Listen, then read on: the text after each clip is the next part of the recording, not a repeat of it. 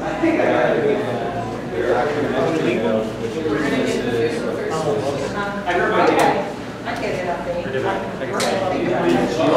camera comes on, everybody's running out the door.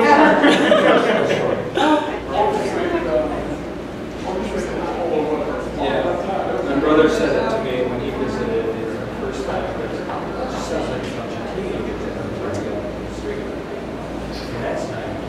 Hey guys, Amy here with Jane Lindsay at Northlight Gallery. First of all, Jane, what's the title of the show and how long is it up?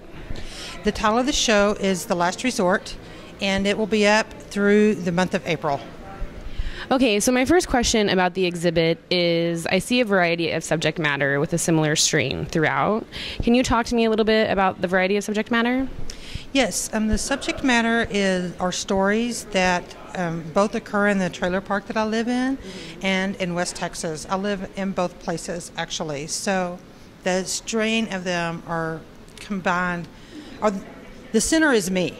So I think that the stories, when I'm in the trailer park, because it's a trailer park of elderly people, I reflect on my life, and so I tend to write stories that I remember from my youth in West Texas, and because I'm looking at death all the time. Yeah. So that's why there you see that. And I also travel back in the summer. Yeah. So it's sort of, in a way, it's a snowbird student, because the snowbirds are all in my park. They go home because they're retired. Yeah. I go home because I got to take care of my house and come back to school. So. That has to be interesting, living in basically a senior citizen's home, and your artist statement talks a lot about it, but I'm curious more about your own personal feelings about living there and how that influenced your work that we see today. I think living there has been the hardest place I've ever lived because I'm younger than most people there, and so I didn't really relate to them, and they, I think, didn't relate to me the way they could because I was younger. Yeah. And so I was lonely there a lot, and I found some solace in my work, but I also found that there was a lot of funny things that happened in there, and I met a lot of kind of funny people. Yeah. So I wasn't completely lonely. Yeah. So I think those were kind of things that I would have never come across if I wasn't in that trailer park. Yeah. For example, Linda's feng shui. I would never see somebody put feng shui mirrors on their cactus to ward off the person across the street, because that person was on my porch. So there's a lot of drama that happens that I didn't even know until I saw them putting the feng shui mirrors up. I never knew they had a big fight on my porch. So those are funny things that happen that I think are classic things I want to be involved in.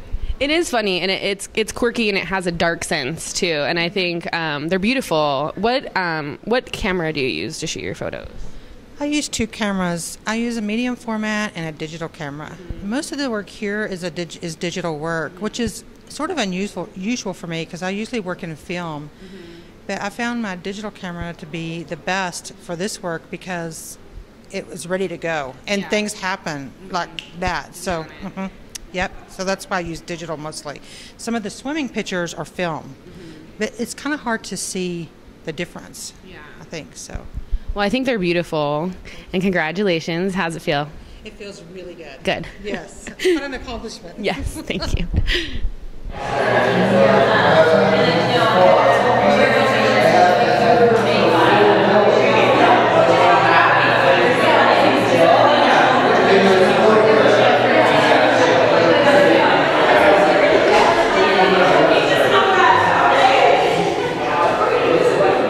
Hi guys, here with Tiffany C. Bailey at Harrywood Gallery. First of all, Tiffany, what's the title of the show and how long is it up? The title of the show is Distillations of Place, and it's up till Friday. Is that the question? Yes. Friday, April 19th. Yes. It opened yesterday, Monday, April 15th. So 4 days. 4 days. Dun dun. Hurry down. Yeah. So talk to me about the placement of your objects in this room and how you came to placing them in the way that they are right now. Sure. My main agenda with how I set everything up was to create a lot of movement, like a landscape, because what I am creating here is a landscape based on the topography of my childhood home in southwest Wisconsin.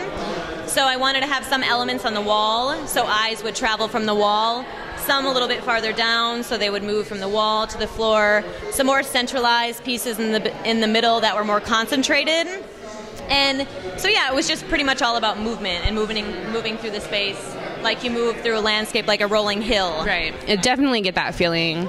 In addition to that, also, I'd like to know, and you don't need to give me any secrets, but a little bit about your technique, your technical technique. Sure. Well, everything I do is slip cast, so I make molds. So for this show alone, I made like over 100 molds for all of these pieces. Every individual part has a different mold that it's coming out of, so it was cast and cast and cast and cast and cast and cast. So mold making, slip casting, I use a very fine porcelain. I fired a cone 6, and then the line work is done with colored slip, so just thickened clay. And then a lot of the other color is done with underglazes, and then some of the shinier surfaces, those are just glaze, colored glaze. And I'm using the same mason stains that I'm coloring the slip with as the glaze to keep that kind of consistent color happening with everything. Yeah, it's lovely. You don't see a lot of it, and I think it's lovely. Okay, so there's a lot of troubleshooting when it comes to mold making, porcelain, firing. How much of that did you experience putting this show together? Well, things that need to fit together exact, which a lot of my work does. It's a little trying, especially with some of these larger pieces that have a tendency to move a lot because they are larger and they shift and they warp a bit. So when I made these cylinders to fit exact, not everything quite fits exact. So a lot of those pieces more so are a little more challenging when coming to that exact fit. And then everything is an individual part that's cut and then put together. Right. So that was a lot of trial and error that I started that investigation last summer and into the fall with things coming together, making sure they don't crack apart. So it's been a long investigation with it, but I got it down now, and there's always improvements to be made, but I think it's impressive. As a mold maker, trust me, girl, it's impressive. Great. Well, thank you so much, and congratulations.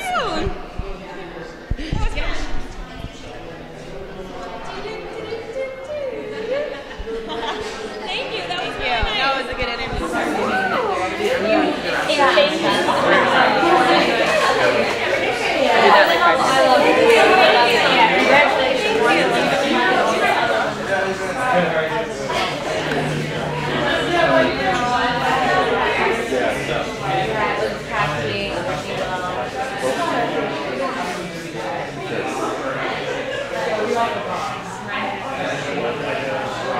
Yeah, there's some sort of plant. Sea creature. It's been no. Hi guys, here at Gallery 100 at the Ceramics BFA show with Asha Gaunt. Did I say your last name right? You just said it. I don't know what's wrong with me. Okay. So first of all, what's the title of the show and when does it come down? The title of the show is Glazed, and we deinstall Friday at 3 p.m. Talk to me a little bit about the installation behind me and your inspiration for it. Well, my inspiration behind my installation, which is a full liquor bar without the liquor included, my inspiration comes from, starts with the pottery itself. I reference a lot from a lot of different flying objects, from rockets, missiles, to airplanes, birds, and even blimps and hot air balloons. But I also have a little bit of artistic or art history referencing in them as well, from some Mexican Puebla and brain fart. But also I reference some Japanese form as well. So there's a little bit of everything going on, but altogether it's a specialization in different types of drinking vessels. So I incorporate different types of surface designs on them too, from the patterns on some of the objects that I reference from, like the missiles and the rockets. And there's also some more playful ones like the checkerboard patterns and the more ace of spades. So it is playful, and that's what I really enjoy about it. I didn't know what to expect because I knew what you were doing, but I didn't know, and I walked in and I was pleasantly surprised. Okay, so last question, what I'm curious about with your glazing techniques, there's a lot of troubleshooting. We've been seeing a lot of ceramic shows tonight, and talk to me a little bit about the troubleshooting and dealing with those problems. Well, my surface designs start with when they're grainware, and I apply a black slip, which goes to a very high temperature, and it fluxes into the glazes that I put onto my work. So, and that is something that I love. That's why I use my slip. So the fact that I soda fire, which is a very atmospheric type of process in firing, it is kind of corrosive. So it can easily corrode the bottoms of my work in the kiln, but for the most part, it worked out very well. I didn't lose a lot of work this time around, so that's good. It's all standing. Hooray! Well, congratulations. Thank you. Hey guys, Gallery 100 with Casey Wade. Hey Casey, how's it going? Talk to me about your installation and how you came up with the inspiration and then troubleshooting the actual physical installation, because I'm very curious. Okay, well, it's porcelain. It's 3 flowers, basically, and wall-mounted.